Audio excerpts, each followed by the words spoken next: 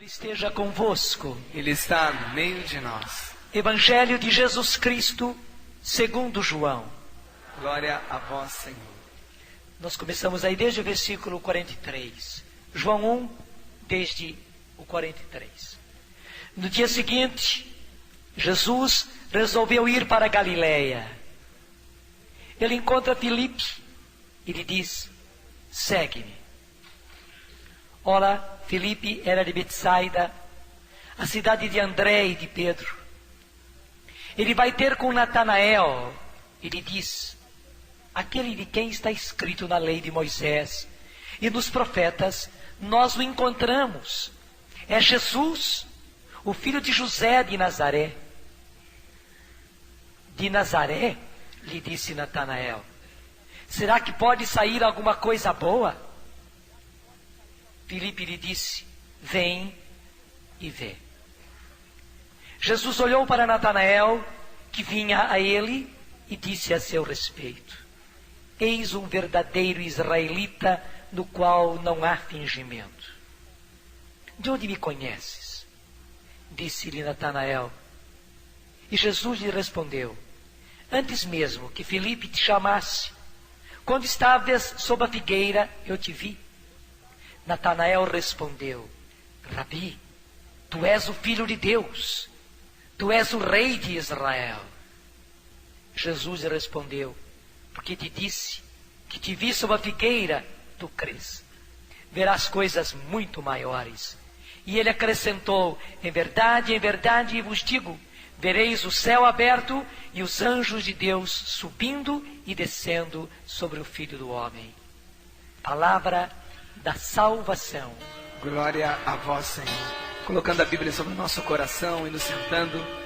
Eu quero entender melhor tua palavra, tua palavra, tua palavra de amor.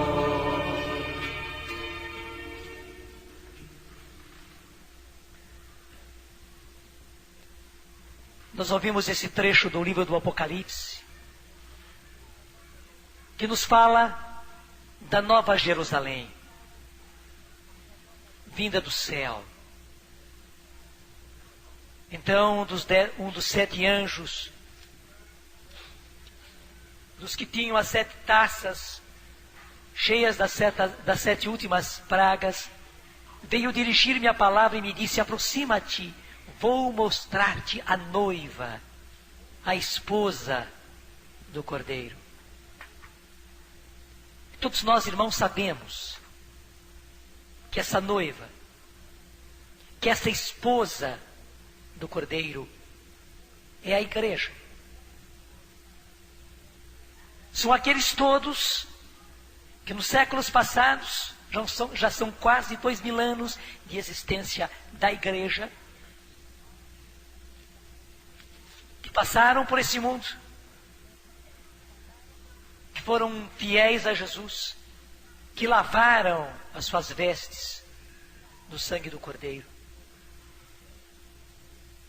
e que hoje estão no céu. Eles são a noiva do Cordeiro. Mas também a noiva do Cordeiro é a geração que estará na terra quando o Senhor vier. E como explica a carta de São Paulo aos Tessalonicenses, aqueles que morreram ressurgirão primeiro. Haverá a grande ressurreição dos mortos. Depois nós, de São Paulo, nós os que estamos vivos, nós seremos também arrebatados com eles ao encontro do Senhor nos ares. Aliás, vale a pena a gente tomar esse trecho. Me desculpe, eu vou ficar do lado de cá do altar, só por causa desse vento. Vocês viram que de manhã cedo eu apanhei do vento. Agora ele continua também aí. Deixa ele ficar do lado de cá, fica mais fácil. Eu prefiro fazer com vocês agora um estudo bíblico. Vale a pena nós fazermos juntos isso. Pega a sua Bíblia e vai junto comigo. Mesmo que a sua Bíblia não seja a edição da nossa Bíblia, mas vamos juntos, acompanha comigo. Pega a primeira carta aos Tessalonicenses, vale a pena nós vermos diretamente o texto. Capítulo 4, versículo 4. Porque é importante que você tenha a visão que a Bíblia nos dá. Não é nenhuma invenção. É como o Senhor revelou e está na Bíblia. 1 Tessalonicenses 4, versículo 15. 1 Tessalonicenses 4, versículo 15. Eis o que dizemos, segundo uma palavra do Senhor, nós, os vivos, os que houvermos ficado até a vinda do Senhor, e haverá uma geração. Tudo indica que nós somos essa geração. Todos os sinais mostram que nós somos essa bem-aventurada geração que vai ver o Senhor vindo em glória. Então veja o que São Paulo diz, eis o que dizemos segundo uma palavra do Senhor, nós os vivos, que houvermos ficado até a vinda do Senhor, não precederemos de modo nenhum aos que morreram. Porque o Senhor em pessoa, ao sinal dado, a voz do arcanjo e ao toque da trombeta de Deus, descerá do céu. Então os mortos em Cristo ressuscitarão primeiro. Os mortos em Cristo, aqueles que já morreram, estão no céu, mas cujos corpos estão sepultados. Então, os que morreram, os mortos em Cristo, ressuscitarão primeiro. Em seguida nós, os vivos, que tivermos ficado, seremos arrebatados com eles sobre as nuvens ao encontro do Senhor nos ares. E assim estaremos sempre com o Senhor. Meus irmãos, esse é o mais lindo espetáculo que a humanidade vai ver e que a terra vai presenciar. Por um lado, o Senhor vindo na glória e trazendo consigo a noiva, isto é, aqueles que já estão no céu, cujos corpos haverão de ressuscitar, como diz aqui. Os mortos em Cristo ressuscitarão primeiro. Segundo, os que estivermos nessa terra ainda até a vinda do Senhor. Como explica São Paulo na primeira carta aos Coríntios, seremos transformados. Num momento, num abrir e num fechar de olhos, nós seremos transformados. E seremos arrebatados, como está aqui na carta aos Tessalonicenses. E nos encontraremos com eles nesse cortejo. E viremos juntos com o Senhor, que vai estabelecer aqui nessa terra céus novos e uma terra nova. Que vai estabelecer aqui nessa terra céus novos e uma terra nova. Muitas vezes nós estranhamos, até dizemos, mas a igreja nunca falou isso antes. Alguns até examinando a teologia dizem, mas a doutrina não fala assim, desse jeitinho. Mas veja bem, o que é que nós pedimos no Pai Nosso? Pai nosso que estás nos céus, santificado seja o vosso nome. E depois o que é que vem? Venha a nós o vosso reino. E o que é que se segue? Seja feita a vossa vontade, assim na terra como no céu. No céu já é feita a vontade de Deus. Mas é preciso que a vontade dele seja feita aqui na terra também. Então, Jesus mandou que nós pedíssemos, e já são quase 2000 anos que a igreja pede, Pai nosso que estais nos céus, santificado seja o vosso nome. Que não te levem mais de brincadeira, Senhor. Que não sondem mais de ti os homens. Santificado seja o vosso nome. E para que isso aconteça, venha a nós o vosso reino.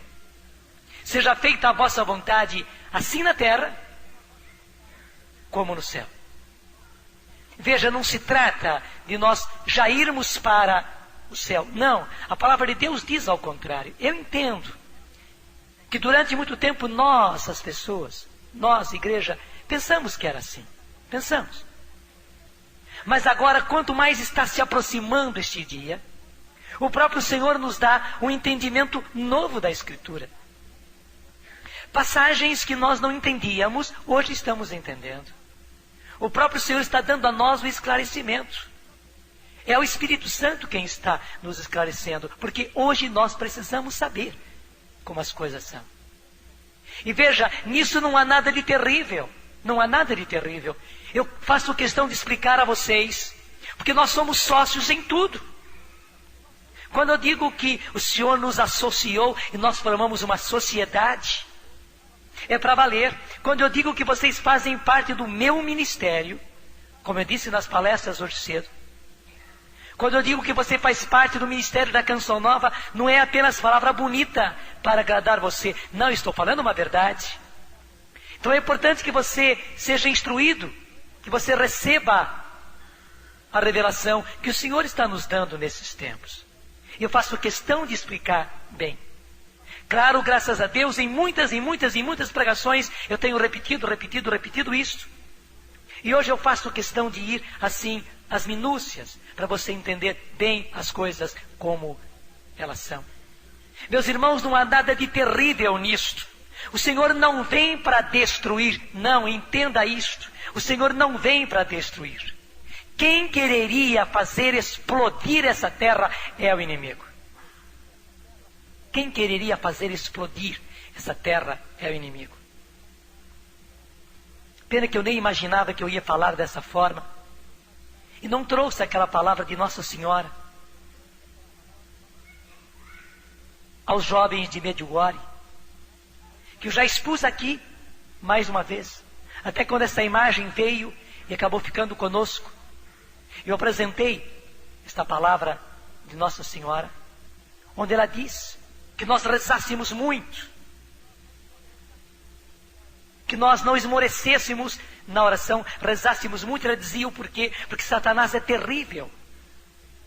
Ele quer acabar com essa terra e com essa humanidade. Ele quer acabar com a humanidade, ele quer destruir a humanidade.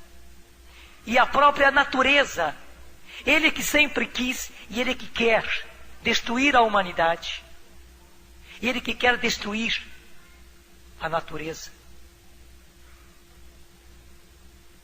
Mas não Deus. Deus não é um Deus de morte. Deus é um Deus de vida. O nosso Deus é um Deus de amor. Agora Satanás sim, ele é assassino desde o início, como Jesus disse. E ele sim quer fazer explodir essa terra.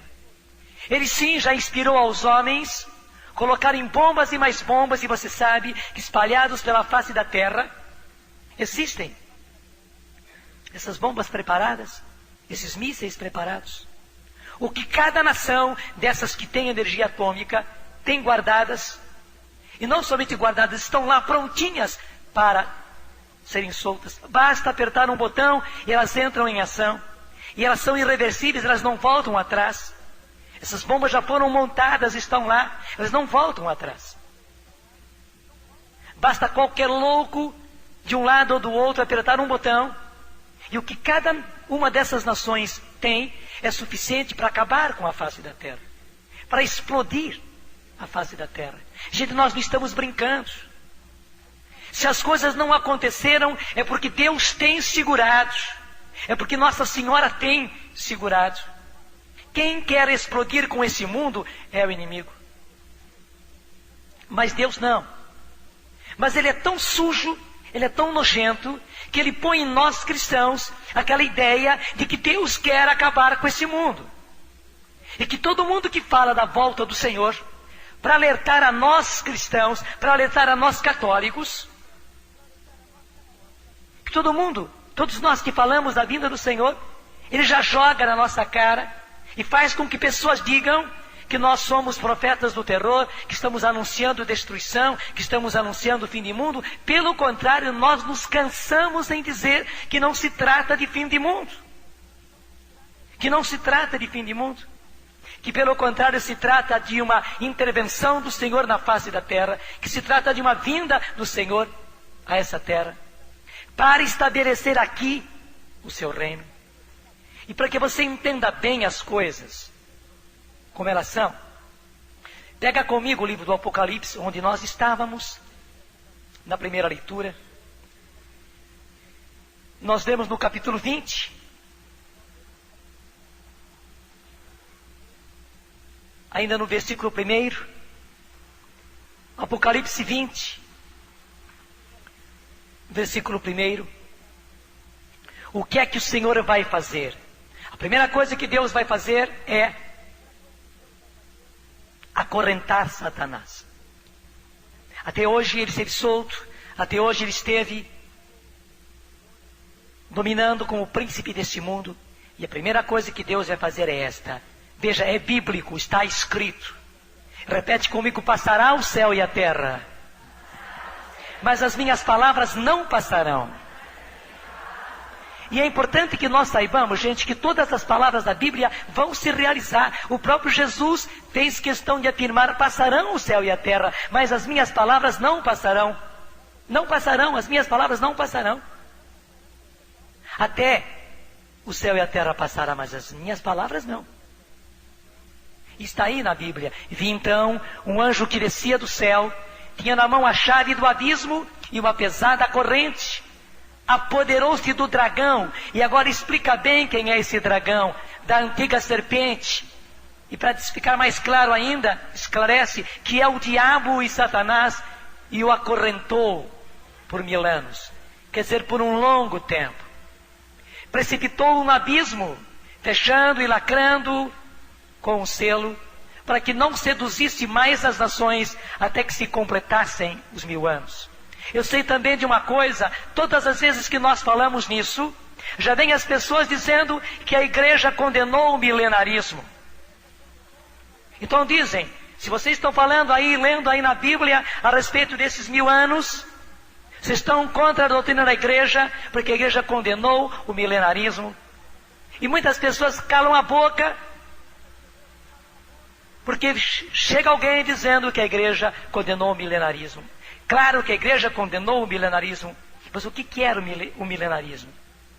Você sabe que sempre que aparece essa expressão ismo no final, se trata de um exagero. O secularismo é o exagero do secular.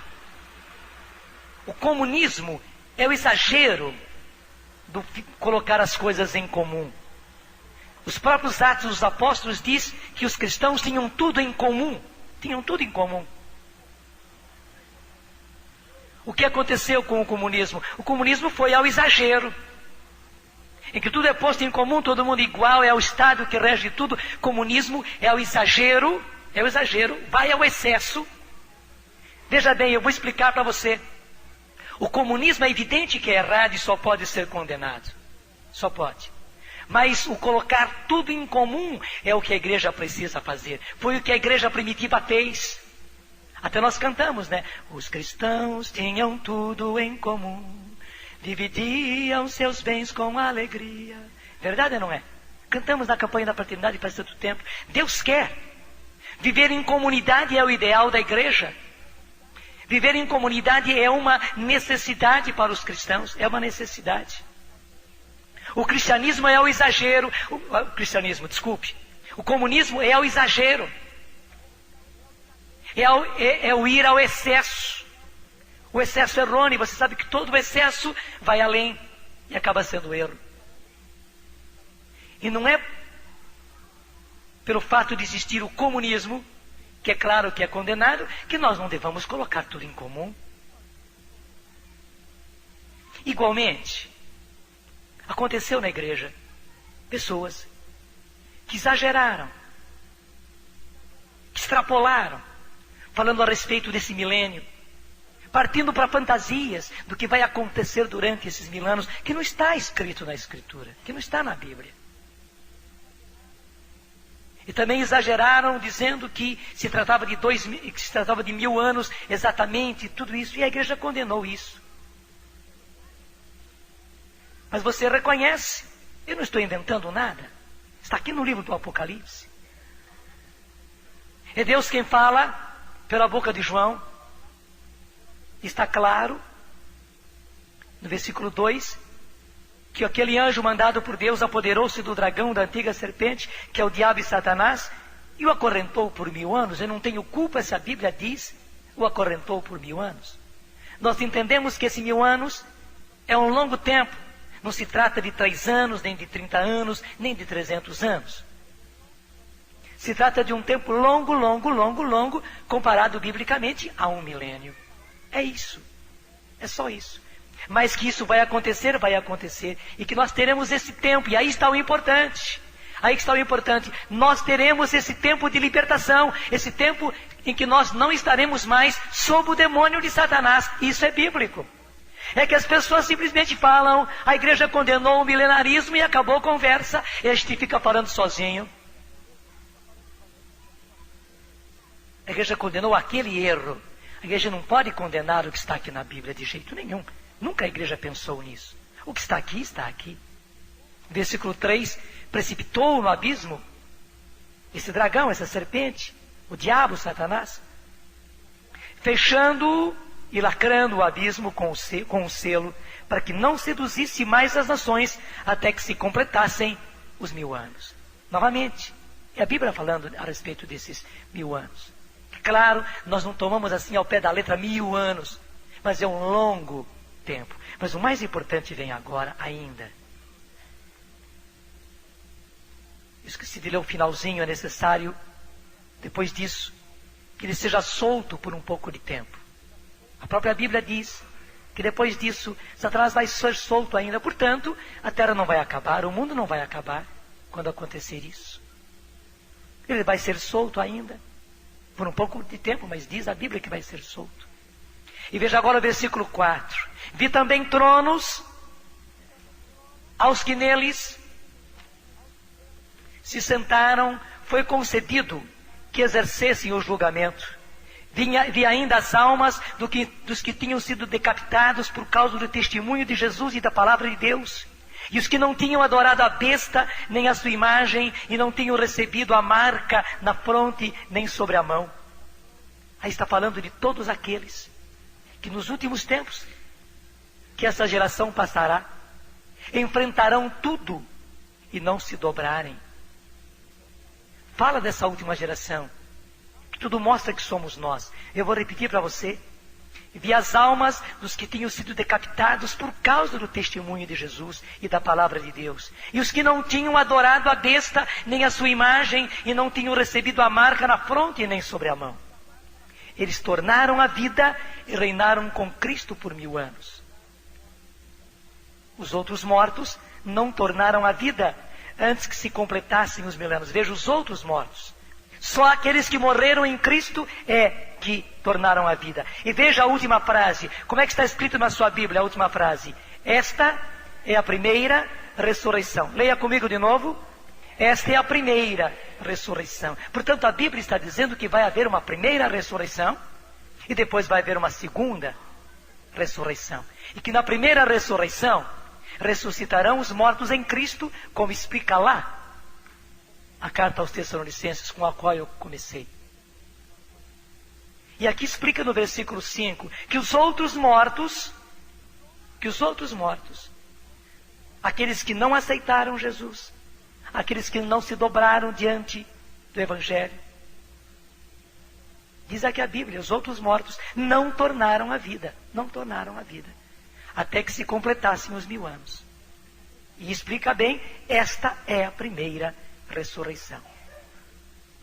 Versículo 6, felizes e santos os que têm parte na primeira ressurreição. Sobre estes, a segunda morte não tem poder. Eles serão sacerdotes de Deus e do Cristo e reinarão com Ele durante os 1000 anos. Veja quantas vezes, só nesse trechinho de 6 versículos, o livro do Apocalipse fala a respeito desses 1000 anos. Eu repito para você, a igreja condenou um chamado milenarismo que exagerou as coisas fantasiando.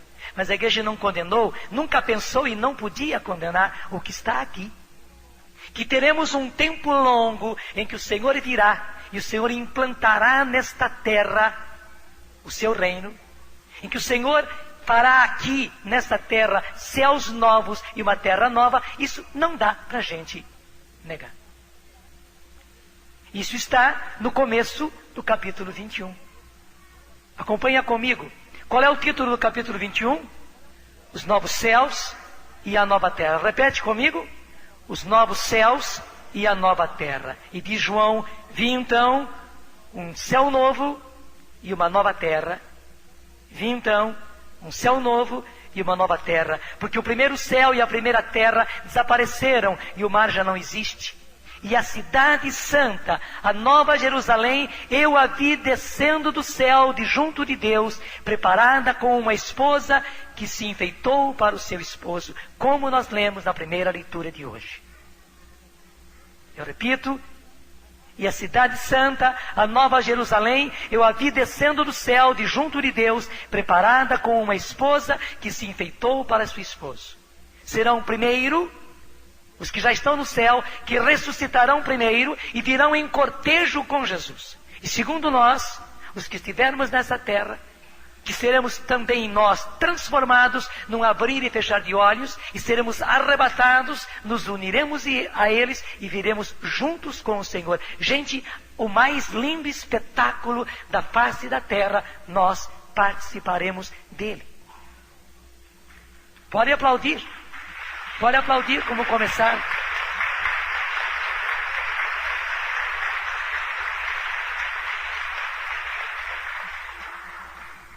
Eu entendo, às vezes, a cabecinha da gente começa a girar quando a gente fala com clareza a respeito disso. Por duas coisas. Primeiro, porque não se falou no passado. Não se pregou. Eu devo dizer, infelizmente, não se prega ainda hoje a respeito disso. Infelizmente. Eu não quereria que fosse assim, mas sou obrigado a dizer. Você está vendo, está tudo aqui na Bíblia. Então, quando a gente vem e explica com clareza, vocês estão vendo, eu não estou fazendo mistério nenhum, nem exagero nenhum. Eu estou lendo a Bíblia e explicando o que a Bíblia diz, como se faz com um aluno, lê a cartilha e explica o que a cartilha está dizendo. Não é nada mais do que isso. Então, como nós não estamos acostumados com isso, como nunca se falou a esse respeito, como é uma coisa nova que até surpreende a gente, então a nossa cabecinha começa a girar. E segundo, que a tentação não quer que nós falemos a respeito disso e não quer que nós entendamos.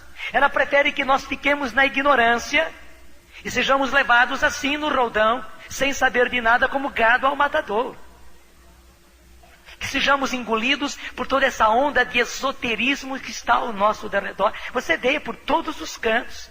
É esoterismo e mais esoterismo. São filosofias orientais e religiões orientais. Por todos os cantos, por todos os cantos. Gente, é um supermercado de religiosidades e as pessoas caindo. Essa invenção toda de anjos cabalísticos e mil coisas.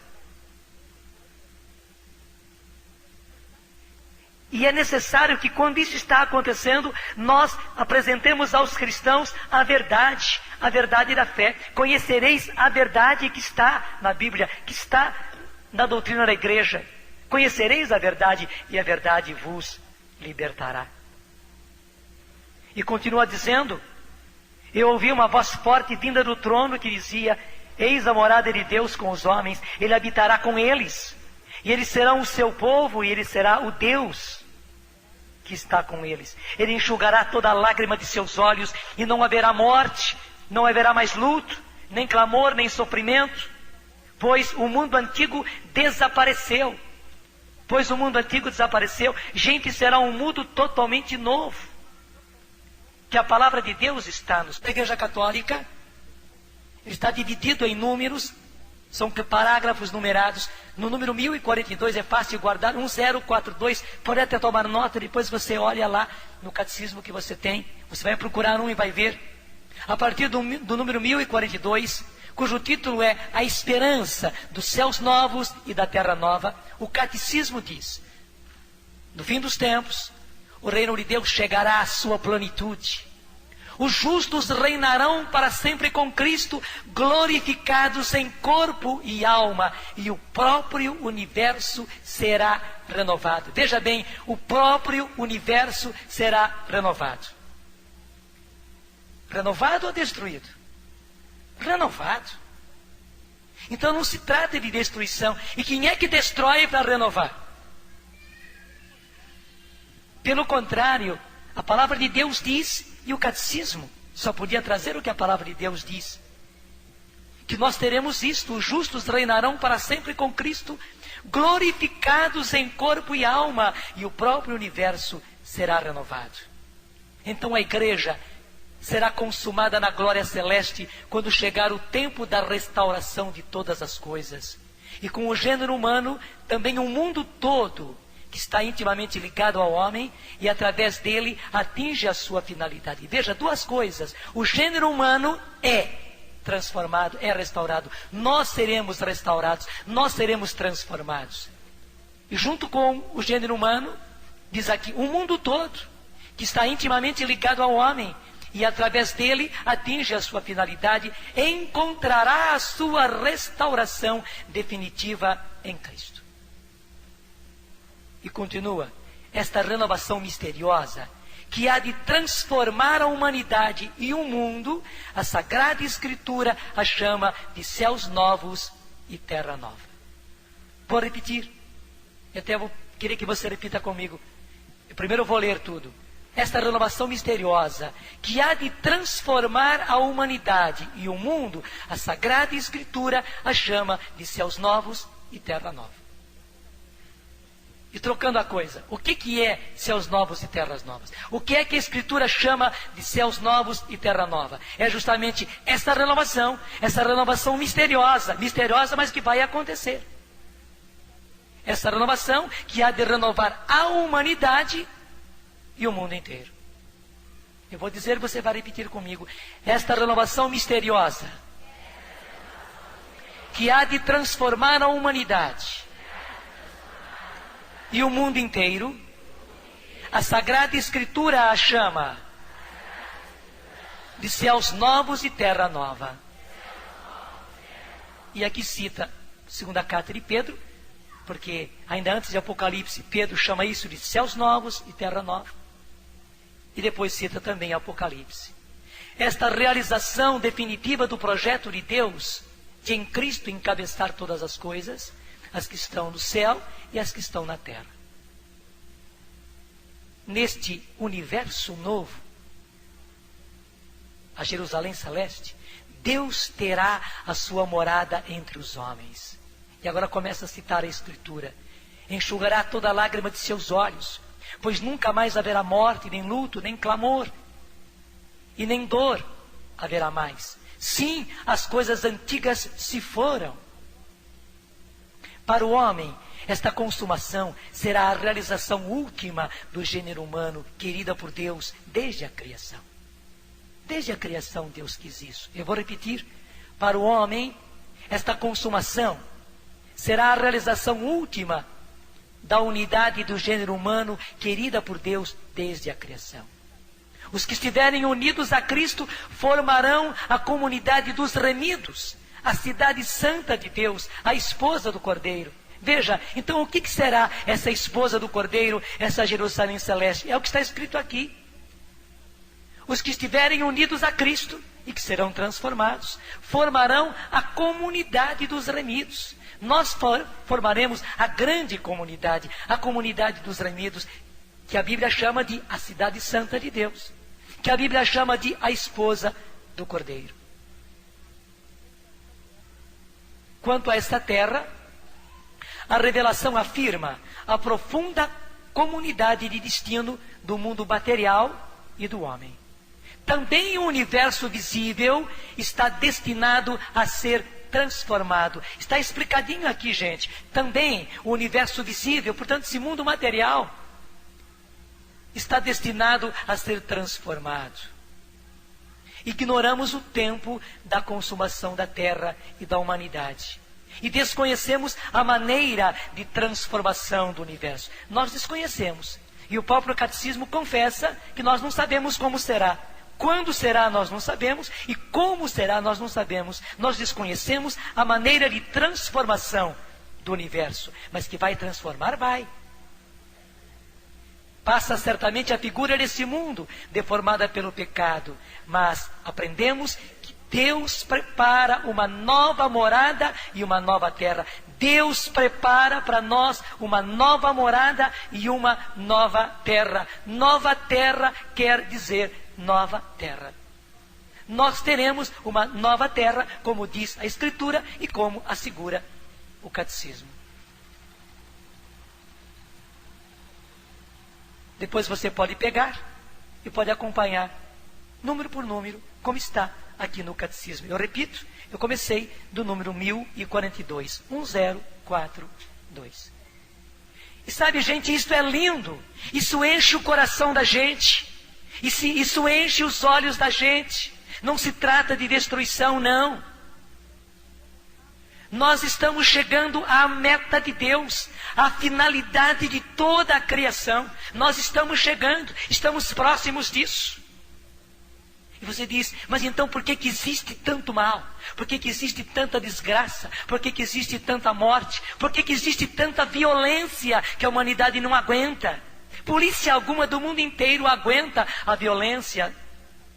Por que existe tanta guerra? Por que existe tanta doença? Tanta pobreza, tanta fome? A própria palavra de Deus explica. Está lá em Apocalipse 12, 12, que o inimigo, sabendo que pouco tempo lhe resta, veio sobre esta geração, esta última geração, que é a nossa, está na cara, com grande furor, com grande ira. Veja, ele sabendo que pouco tempo lhe resta, ele sabe, ele conhece os sinais das coisas, e é por isso que ele joga poeira, ele joga fumaça nos nossos olhos, para nós não vermos, para nós não entendermos. Ele sabe que pouco tempo lhe resta, mas quer que nós ignoremos, e quer que nós na igreja pouco nos incomodemos com isso, que façamos que nem a geração de Noé. Noé fazendo a arca, e a arca era tão grande como esse rincão, pelo menos, meu Deus do céu.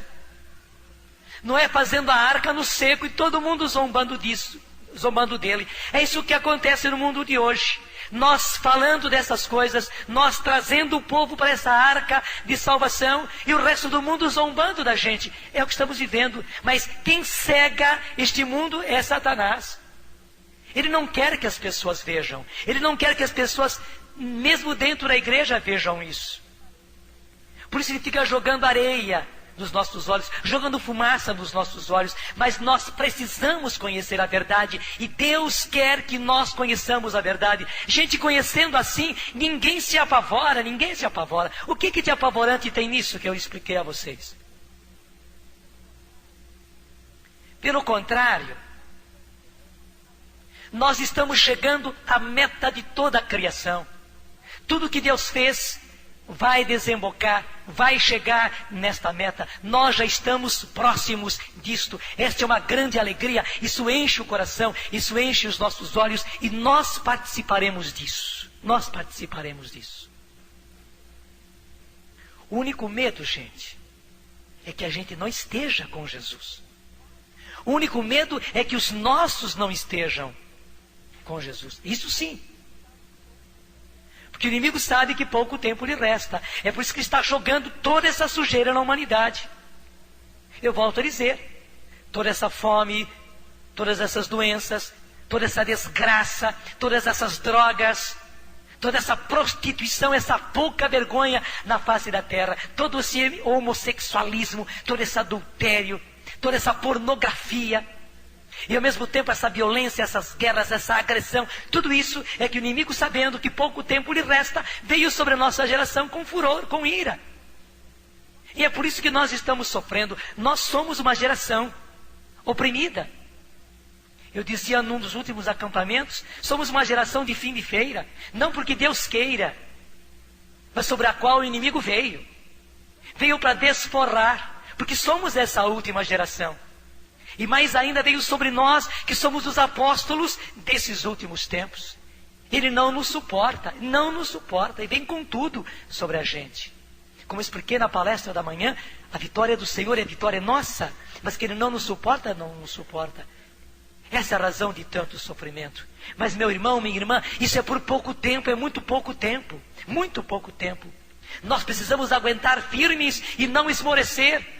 Pelo contrário, agora é hora de evangelizar, agora é hora de salvar os nossos irmãos, agora é hora de gritar, como dizia na última palestra da manhã, de gritar o evangelho, de gritar a palavra por todos os cantos, de dizer a palavra, porque é preciso que nós digamos a palavra. O Senhor vai fazer. Eu volto a dizer, é por isso que nós temos que pregar a palavra, por esses meios modernos de comunicação que o Senhor deu a nós, a nossa sociedade. Deixa eu falar assim, nós somos sócios, essa sociedade é nossa. Nós, Canção Nova, com a pobreza que nós somos, fomos escolhidos como Josué para guerrear, para batalhar na planície. E vocês foram escolhidos como Moisés, como Arão, como Ur, para serem os nossos auxiliares, para nos ajudarem na oração, na intercessão e nos ajudarem economicamente. Nós precisamos de vocês. Somos uma sociedade, Deus nos fez sociedade e deu para nós todo esse sistema de comunicação, e é preciso que a gente pregue o Evangelho por esses meios modernos de evangelização nesses últimos tempos, para que todo aquele que tiver boa vontade possa escutar. Digo mais, é preciso pregar a palavra oportuna e inoportunamente, explica São Paulo. Também inoportunamente. A gente tem que entrar pelo rádio, pela televisão, pelos discos, pelos cassetes, pelas fitas de vídeo, pelos livros, pelos shows, pelos encontros, de todas as formas, de todas as formas. Se não entra por um lado, entra por outro. É preciso, é preciso. Inclusive por causa de uma coisa muito importante. Eu quero mostrar essa diretamente para você na Bíblia. É o livro de Joel, capítulo 3. Está repetido também nos Atos dos Apóstolos, mas lá em Joel está. Eu quero mostrar para você diretamente no livro de Joel. Nós temos Ezequiel, temos Oséias e depois vem Joel. Joel capítulo 3, na nossa Bíblia 646, 646. Joel 3, 646, onde diz, e nós conhecemos bem essa passagem: depois disso, derramarei meu espírito sobre toda a carne, vossos filhos e vossas filhas profetizarão, vossos anciãos terão sonhos, vossos jovens visões, mesmo sobre os servos e as servas naqueles dias derramarei o meu espírito. Estamos vendo todo esse derramamento do Espírito Santo, estamos vendo. E Nossa Senhora fala, ela sabe desse Pentecostes que nós estamos vivendo, mas é ela dizendo, então, se ela está dizendo, nós nos dobramos docilmente. Ela diz que isso tudo é preparação para um segundo Pentecostes, diz ela. É a preparação para um segundo Pentecostes, que será até maior do que o primeiro. E ela diz que nós peçamos esse segundo Pentecostes, que pedimos, que peçamos por intercessão dela, que Deus mande esse Pentecostes, que nós peçamos ao Espírito Santo, vinde Espírito Santo, para esse segundo Pentecostes. E continua, versículo 3, farei prodígios no céu e na terra, sangue, fogo, colunas de fumaça, o sol se transformará em trevas e a lua em sangue, quando vier o dia do Senhor, grandioso e temível. Versículo 5, preste bem atenção. Então, todo que invocar o nome do Senhor será salvo. Leia comigo essa frase. Então, todo que invocar o nome do Senhor será salvo. Então, todo que invocar o nome do Senhor será salvo. Gente, eu sempre olhava essa frase. Claro, eu acreditava nela. Está na Bíblia. Nem sempre a gente entende logo as coisas. Nem sempre. É preciso que o Espírito Santo nos esclareça. Eu ficava perguntando para mim mesmo, mas isso não é moleza demais? Que negócio é esse? Que então, todo que invocar o nome do Senhor ser salvo. Nós estamos aqui num esforço enorme para viver na graça de Deus, para fugir do pecado, para obedecer a Deus, para romper com os vícios, para romper com as nossas más inclinações. E a gente se confessa, e a gente reza, e busca oração, para conseguir se manter. E diz aqui, então todo que invocar o nome do Senhor será salvo. Vai ser mole assim, vai ser fácil assim. Eu ficava me perguntando. Acreditava, se Deus diz, é porque Ele diz. Mas que eu me perguntava, como será? Eu perguntava, como Nossa Senhora perguntou, como se fará isso? Quando o anjo lhe revelou, ela ficou perguntando a si mesma, e perguntou para o anjo, como se fará isso? Como se fará isso? Graças a Deus, o que Nossa Senhora tem nos esclarecido, esclarece também isso. Porque ela diz que nesse segundo Pentecostes, nós passaremos por um momento, diz ela, em que todo homem, toda criatura humana, verá os seus pecados como Deus os vê. Verá a própria vida como num filme rapidíssimo. Num momento só, cada pessoa verá a sua vida inteirinha como Deus a vê. Até explica ela, será como um pequeno julgamento. Entenda bem, é ela dizendo, não sou eu não. Será como um pequeno julgamento, onde cada pessoa verá diante de si toda a sua vida num momento. Como Deus vê a nossa vida. E diz ela, aí todos terão a chance de se arrepender ou não.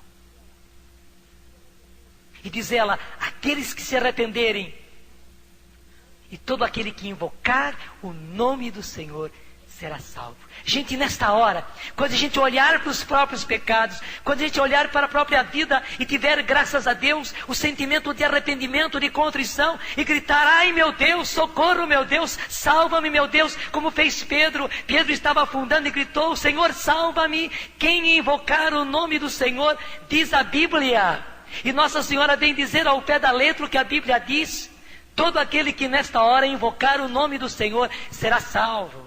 O que Nossa Senhora diz é isto. Primeiro, rezem muito. Caminhem muito no Senhor, para vocês não terem o coração endurecido. E rezem pelos seus, rezem por aqueles que não querem se dobrar à vontade de Deus. Rezem por aqueles que parece impossível que eles se convertam, porque as orações de vocês, as penitências de vocês, os jejuns de vocês, haverão de amolecer os corações deles por caminhos misteriosos que só Deus conhece.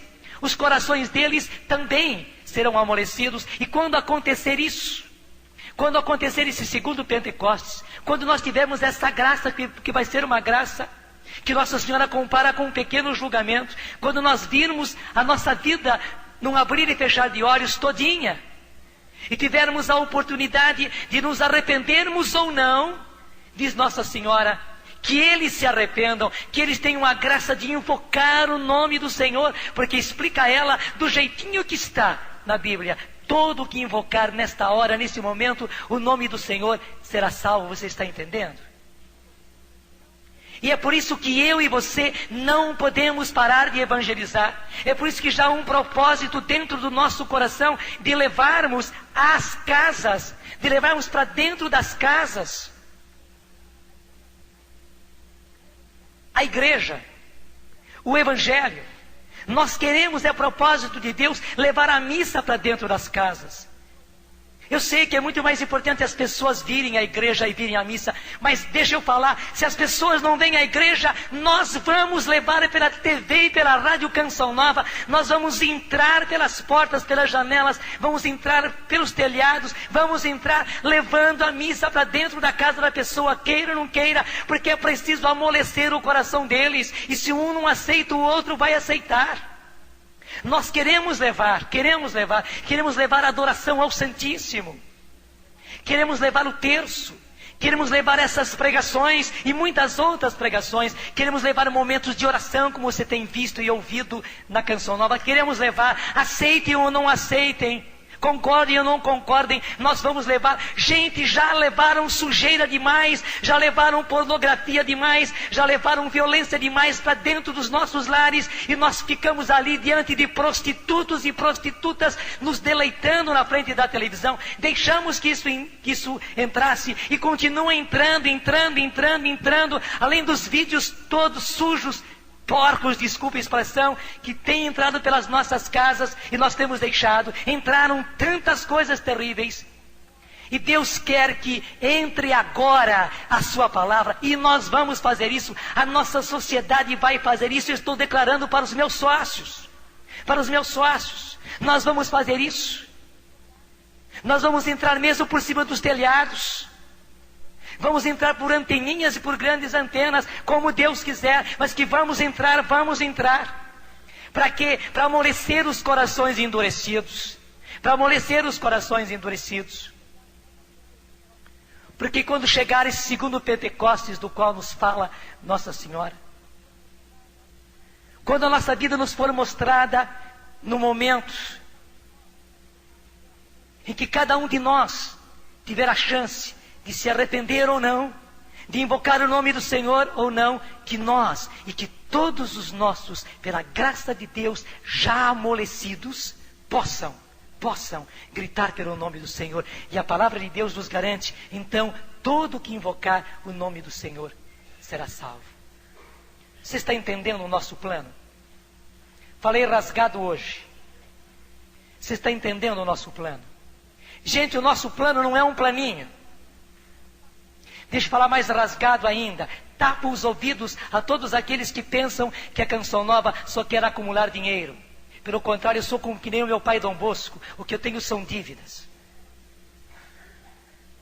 Uma vez a polícia italiana, entrou na casa de Dom Bosco.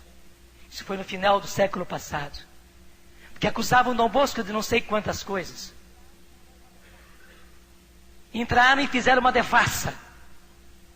Obrigaram Dom Bosco a ficar num cantinho do escritório dele. E devassaram tudo. E foram aos arquivos. E foram aos livros. Abriram as gavetas, tudo. Abriram os armários. Dom Bosco vendo tudo aquilo. E aqueles homens olharam. E vinham aqueles oficiais da polícia militar italiana. E no final já estavam cansados. Era só dívida que Dom Bosco tinha. Dívida daqui, dívida de lá, dívida do outro canto. Até que um deles virou: mas o senhor só tem dívidas? Ele disse: é só isso que eu tenho. O senhor não quer fazer o favor de pagar uma dessas para mim, não?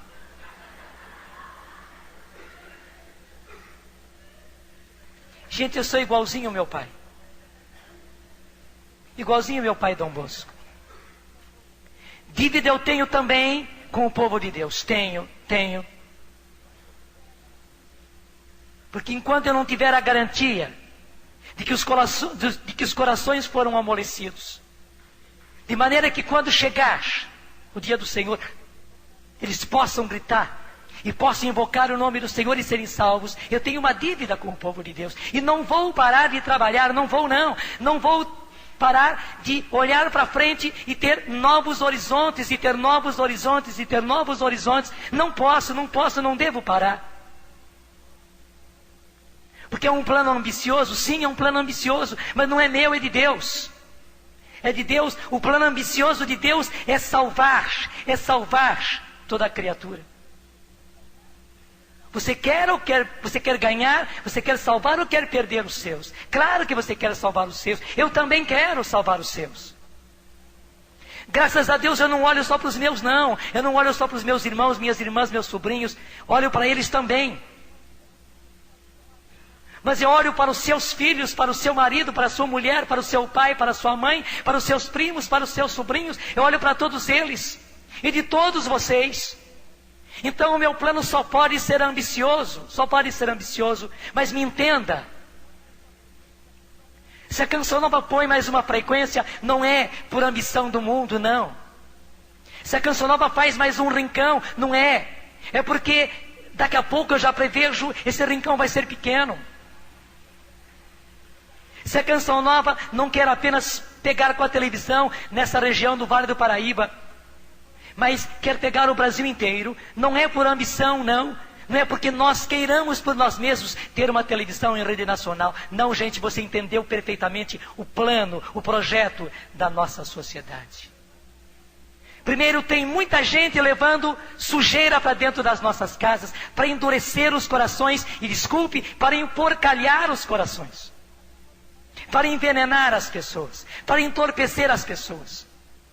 E há muita coisa banal, muita coisa de coluna do meio, desculpa a expressão, que nem fede nem cheira. E nessa hora nós não podemos ficar com coisas assim. Não se salva a humanidade com paliativos, gente. Não se salva a humanidade com paliativos. É preciso levar o evangelho da salvação. É preciso levar o conhecimento da verdade para salvar as pessoas. E nós somos maus irmãos se não levamos a elas, aos nossos irmãos, se não levamos a eles a salvação, a única salvação. Somos maus irmãos. Por isso nós não podemos parar.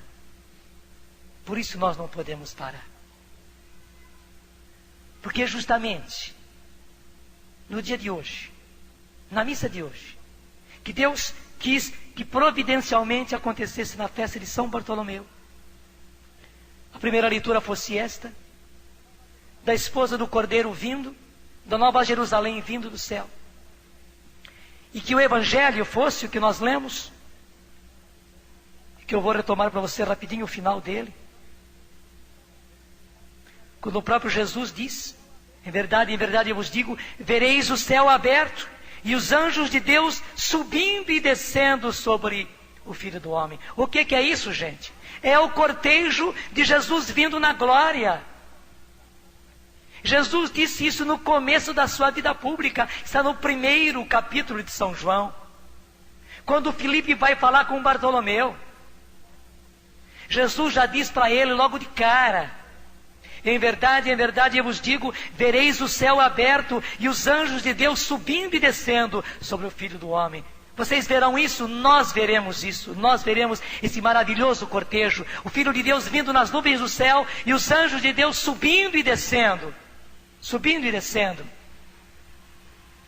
ao redor do Filho do Homem. E por essa razão, porque Deus quis que na missa de hoje a mensagem fosse essa, a palavra da verdade fosse essa, nós não podíamos deixar de dizer o que dissemos. Eu não podia deixar de revelar a você qual é o nosso projeto. Agora uma questão sua, pessoal. Quando lhe propõe uma sociedade, você tem que parar, pensar, fazer os cálculos, até fazer cálculos escrevendo lá números e tal, tirar as suas conclusões e aceitar ou não aceitar a sociedade, assinar ou não assinar o contrato de sociedade. Eu já revelei para você qual é o projeto dessa sociedade que eu estou propondo. Você já se associava conosco, você já trabalhava conosco nessa sociedade. Hoje eu pude revelar todo o projeto. E você tem liberdade ainda de assinar ou não assinar, de entrar ou não entrar nessa sociedade. Tem liberdade, porque o nosso projeto é este. O projeto da Canção Nova é este. Digo mais, é um projeto de bandeirantes, que vão abrindo picada e não vão parar. É um projeto de mártires,